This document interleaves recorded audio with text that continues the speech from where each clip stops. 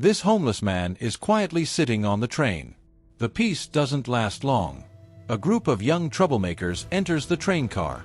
They push past two passengers, clearly trying to start a fight. One of the passengers shows them a gun to scare them, but the group's leader, Anton, doesn't back down.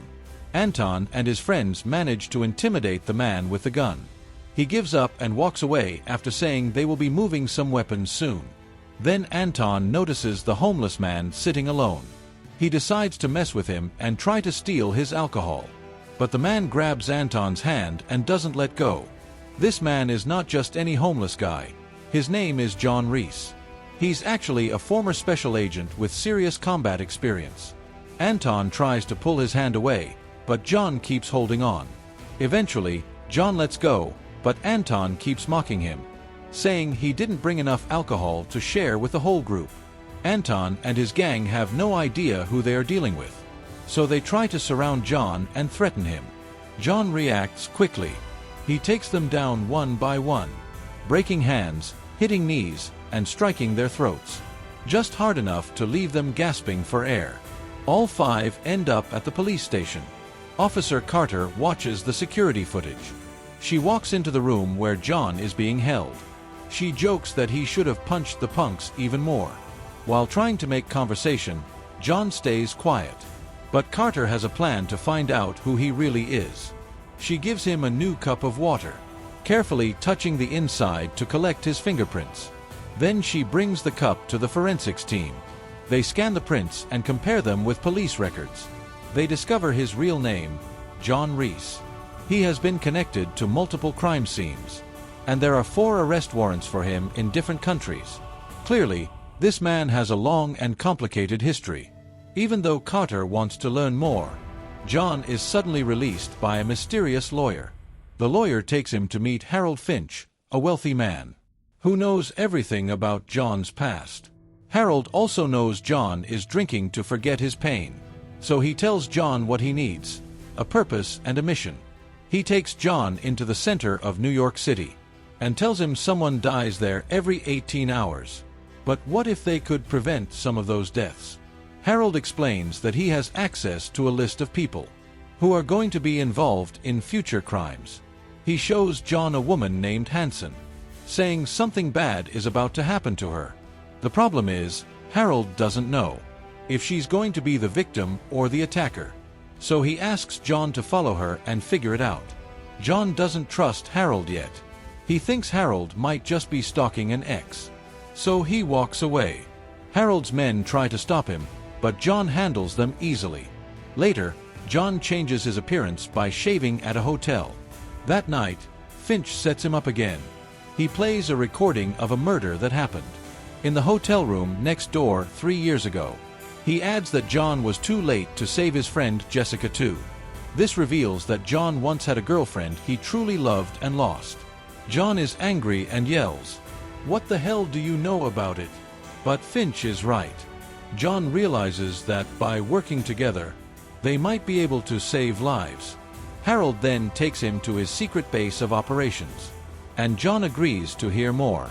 John finds out that Harold's list doesn't contain names, but instead social security numbers of people who might be involved in crimes. He gets to work and narrows down the people who might want to hurt Hanson to 2 suspects. One is a lawyer named Wheeler, who used to work with Hanson and even dated her, but they broke up. The other is a gangster called Pope, who Hanson once helped send to jail. While following Hanson, John goes to Pope's trial. There, a cop named Detective Fusco testifies in court, but Hanson is angry afterward because Fusco didn't stick to their plan. Later, Hanson visits Pope in prison and tells him she believes he's not guilty. Through a microphone in her phone, John hears Pope mention his younger brother, Michael. Pope seems to be lying about committing the murder to protect Michael, who saw the real killers. The next day, Wheeler sneaks into Hanson's office and tries to find out more about Michael by checking her computer. John now suspects Wheeler might be part of the problem. That night, the bad guys find Michael first, but John shows up in time and blows up their truck with a grenade launcher. He saves Michael and takes the attackers' police badges, realizing they are corrupt cops. John watches them and soon finds out they're working with Detective Fusco. These dirty cops kill people to stay quiet, and Fusco frames innocent people. John wants more answers about Harold's list. Harold finally tells him that after September 11th, the government hired him to build a machine that gathers data from cameras and microphones all over the country. The machine creates two lists, one for terror threats and one for regular crimes. Harold secretly gets the second list using a backdoor, but it only gives out social security numbers, so they have to figure out the rest themselves. John keeps following Hansen, thinking she's in danger. But he soon finds out she's actually working with the corrupt cops. They even killed Pope in prison. Hansen tells them to kill Wheeler next because he's getting too close to the truth. Later, Fusco surprises John and holds him at gunpoint. Fusco tries to drive him out to kill him, but John escapes and goes back to New York. Just before the dirty cops can kill Wheeler and blame it on a criminal, John arrives and stops them. Then he tricks Hansen by playing fake recordings. In the end, John blackmails Fusco into helping him from the inside, saying he'll need a cop on the team. A few days later, John steps into an elevator and talks to a man named Bill. He sees the man carrying flowers and asks if they're for his wife. But John already knows the truth. He says that some women leave their partners when they cheat, but others hire people to fake a robbery. He then knocks out the two men following Bill and tells him to get a good divorce lawyer. The next day, the machine gives Harold and John a new number. This time it's for a girl named Teresa. But her case is strange. Harold takes John to a graveyard and says that Teresa is supposed to be dead. Her dad was a real estate investor who lost everything when the market crashed. He went mad and supposedly killed his whole family before shooting himself. But Harold says if the machine gave them her number, it must mean she's still alive. John asks Fusco to find the police file, and Fusco agrees. After reading it, John tells Harold that this wasn't just a tragic case. He believes a hitman killed the family and made it look like the dad did it. Reese realizes that Harold's list doesn't have names on it, but only social security numbers of people who might be involved in crimes. He starts investigating and narrows the list of possible enemies of Hansen down to two people. One is a lawyer named Wheeler, who used to work closely with Hansen and even dated her, but she broke up with him. The other is a gangster named Pope, who went to jail because of a case Hansen worked on. Reese continues to investigate and attends Pope's trial, where Detective Fusco is giving a testimony. After the trial, Hansen scolds Fusco because he didn't stick to the script she gave him. Later, Hansen visits Pope in prison and tells him she doesn't believe he's guilty of the crime he was blamed for. Reese listens in through a microphone hidden in her phone. He hears Pope mention his younger brother Michael, who he wants to protect. It seems Pope took the blame for the murder to protect Michael, who saw the real killers. The next day, Wheeler sneaks into Hansen's office and searches her computer to learn more about Michael. Reese starts to suspect Wheeler might be involved. That night, some criminals try to get to Michael first, but Reese stops them by blowing up their truck with a grenade launcher. He rescues Michael and takes badges from the attackers, discovering that they're actually corrupt police officers. Reese begins to watch them and finds out that they work with Fusco. These dirty cops kill people to silence them, while Fusco frames innocent people. Now Reese wants to know more about Harold's list. Harold explains that after the 9/11 attacks, the government asked him to build a machine that collects information from every camera and microphone in the country. The machine produces two types of lists, one about possible terrorist attacks and another about regular crimes. Harold made a secret backdoor to access the second list, but it only gives social security numbers, so they have to investigate to understand what's happening. Reese keeps working because he thinks Hansen is in danger. But soon, he finds out Hansen is working with the dirty cops. They even killed Pope in his prison cell. Hansen tells the corrupt cops to kill Wheeler too, because he's asking too many questions. While this is happening, Fusco sneaks up behind Reese and aims a gun at him. But Reese escapes while Fusco is taking him to a remote place to kill him and returns to New York. The dirty cops are about to kill Wheeler and blame it on a random criminal, but Reese arrives just in time to save him. Then, he deals with Hansen by mixing up her recorded conversations and using them against her. Finally, Reese blackmails Fusco into working for him. He needs someone inside the police to help. A few days later, Reese enters an elevator and talks to a man named Bill. He asks if the flowers Bill is holding are for his wife, but Reese already knows the truth. He explains that some women leave cheating partners, but others hire men to make it look like a robbery gone wrong. Then Reese knocks out the two men following Bill and tells him to get a good divorce lawyer. The next day, the machine gives Harold and Reese a new number. This time, it's for a girl named Teresa. But her case is strange. Harold brings Reese to a cemetery and tells him Teresa is supposed to be dead. Her father was a real estate developer who lost everything when the market crashed. He supposedly went crazy and killed his family on a weekend trip before killing himself. Harold says the machine sees everything. If Teresa's number appeared, she must still be alive. Reese goes to Fusco and asks for the police file on her case. Fusco gives in. After reading the file, Reese tells Harold this wasn't a murder-suicide, it was a professional hit. The killer made it look like the father did it. Harold asks how Reese knows, and Reese replies that's how he would have done it himself. Reese tries to build trust and meets a former sergeant named Sam, who owns a bar. Reese pretends to be looking for a high-paying job and says a Marine friend, who supposedly died, had once recommended Sam. A few days later, Finch sets up the gang's driver to be arrested by the police. This clears a spot on the team, allowing Reese to join. He then meets Joey and the rest of the crew for the first time. Meanwhile, Detective Carter watches security footage from the recent bank robbery. She notices a man, who looks like Reese from the back, stopping a security guard from drawing his weapon. This small detail makes her curious. Later, Reese tells Harold that Joey doesn't seem like someone who would murder anyone. He believes Joey is a good person, just in a bad situation. There's a big difference between killing in war and killing innocent civilians. Reese casually meets Joey again and begins asking questions about the next heist. Joey explains that it's all up to Sam. He gives the orders. Reese and Joey bond a bit after they get into a fight with two arrogant bankers. Reese then tries to get personal and asks Joey if he has children, knowing Joey is connected to two different women. Joey keeps it vague and says he has some responsibilities to handle. A few days later, the gang calls Reese in for a mission. At the same time, the police discover the identity of one of the group members. The team robs an underground casino run by the mafia and escapes just before the police arrive. Sam begins planning another robbery, but Finch feels it's time to stop everything. Reese asks for more time because he wants to protect Joey. He learns that one of the women Joey sees is his girlfriend, and the other is his war buddy's wife. The couple just had a baby, and Joey is trying to save money to help raise the child. He feels responsible and wants the little girl to have a good future. Reese joins the next mission, which involves stealing case evidence connected to someone named Elias. Finch later finds out that Sam is planning to betray the team and warns Reese. When they give Sam the files, he shoots the rest of the crew, but Reese saves Joey and tells him to leave town for his safety. Later, Sam gives the files to a mysterious person, but when Reese finds him, Sam is already dead. After all the stress, Harold decides it's time for a doctor's visit. Though he has some back pain and needs medicine, his main reason is to secretly steal a hospital radio belonging to Dr. Tillman. The machine has given her number, so the team must figure out what danger she's in. Reese starts watching her and notices she leads a lonely life focused only on work. One night, she goes out to a club, and a man tries to follow her. Reese stops him.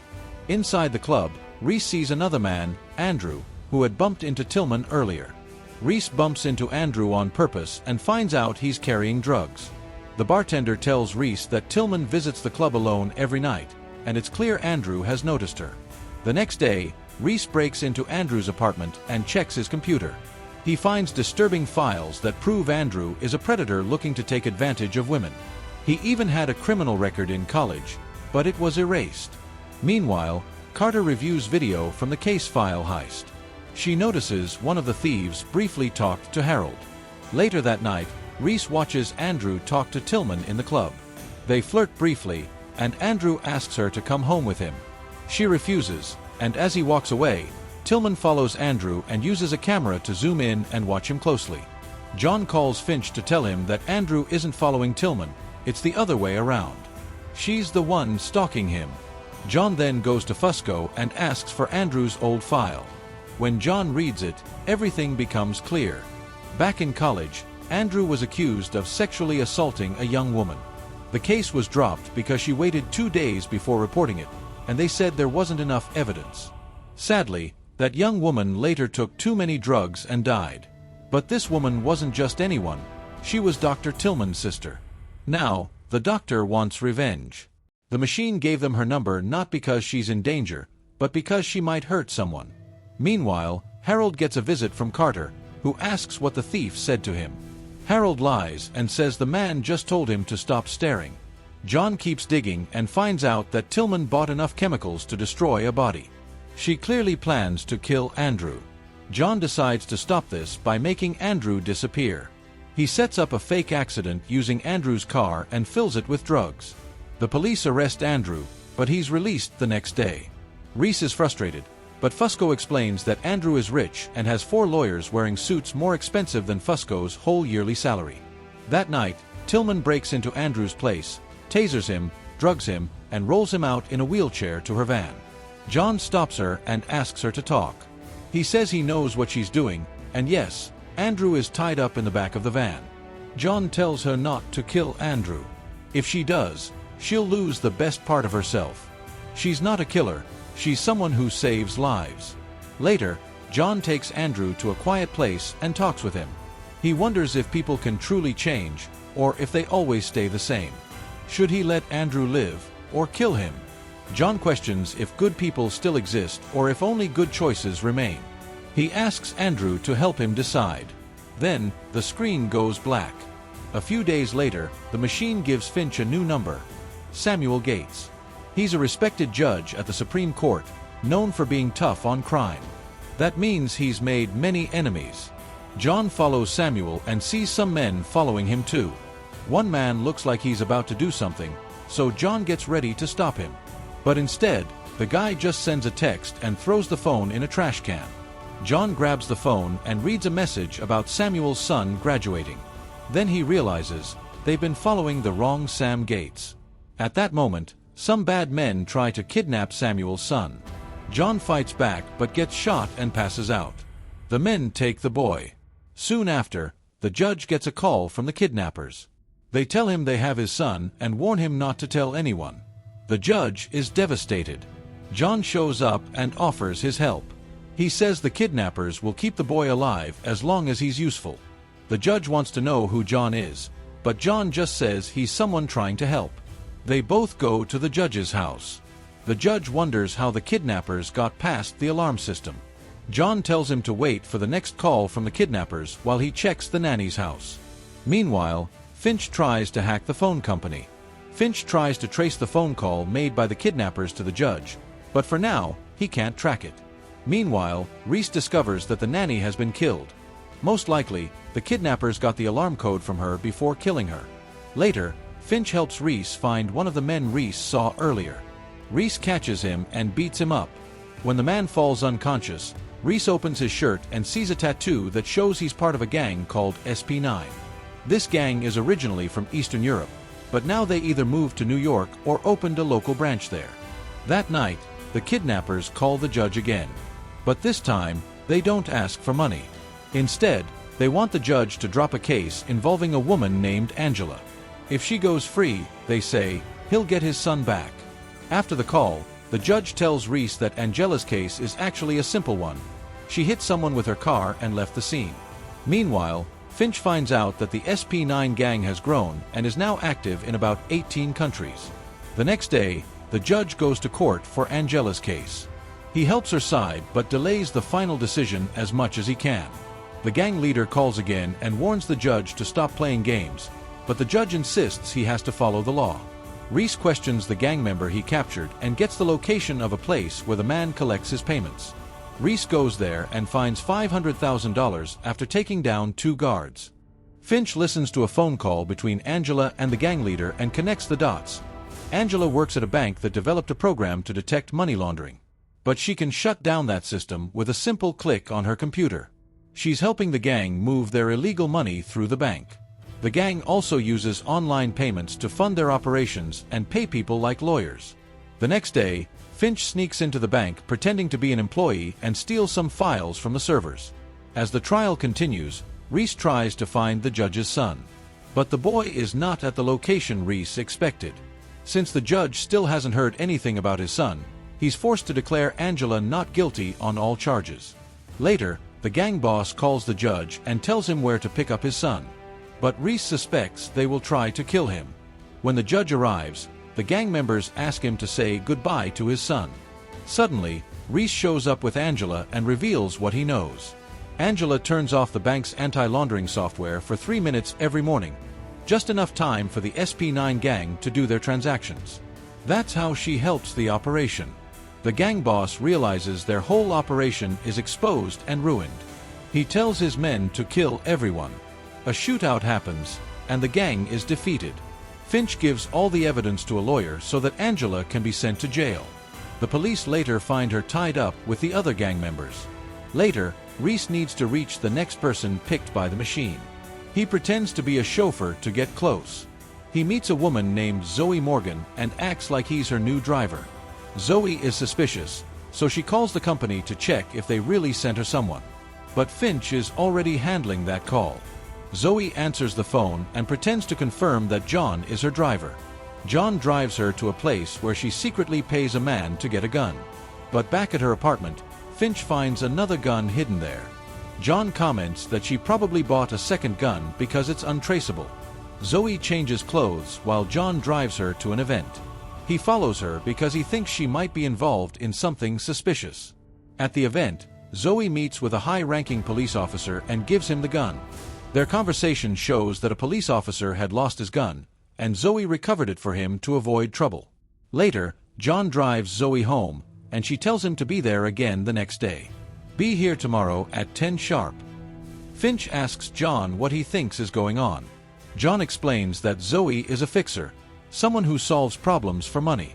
Because of her work, she likely has many enemies who might want her dead. Meanwhile, the police find the body of a man who was once the main suspect in an old case about a murdered woman named Marlene Elias. The stolen case file from earlier episodes was related to her.